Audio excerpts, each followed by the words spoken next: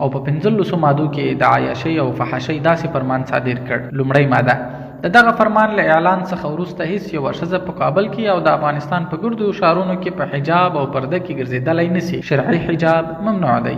دوهمه ماده: هر څوک به پتلون اغوندي. دریمه ماده: له دې څخه وروسته شرعي سلام ممنوع دی او د سلام پر ځای به کله چې دوه کسان سره مخامخ کیږي یو بل ته به له سر څخه خولۍ اوچتوي او یو بل ته به سر ټیټوي، همدغه سلام دی. څلورمه ماده: په شراب څښلو هیڅ چاته شرعي سزا نشي ورکولی. پنځمه ماده: جبري ژر خریل. په دولتي او نظامي، عدلي او قضایي سکتورونو کې کارکوونکو ته ژر خریل لازمي دي.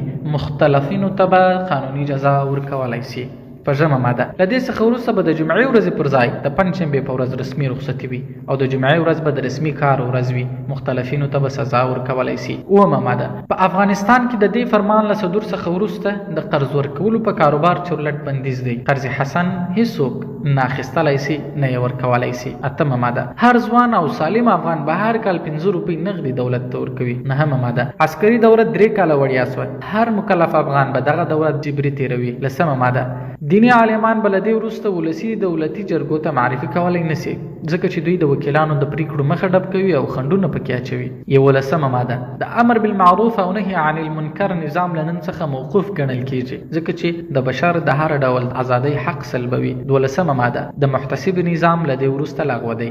13مه ماده: د دیوبند دارالعلوم په علماو او فارغینو افغانستان ته پرتلو مطلق بندیز دی په داسې ډول چې په افغانستان کې به نه تدریس کولی شي، نه فتوا ورکولی شي او نه خطبه، امامت او وعظ کولی شي. 14مه ماده: په افغانستان کې د پیرۍ او مریدۍ لړۍ بنده او لنګرخانې موقوفې دي. 15مه ماده: هیڅ یو دیني عالم له شهادت نامې لرلو او د دولت له اجازې پرته وعظ، تدریس او خطابت په افغانستان کې نشي کولی.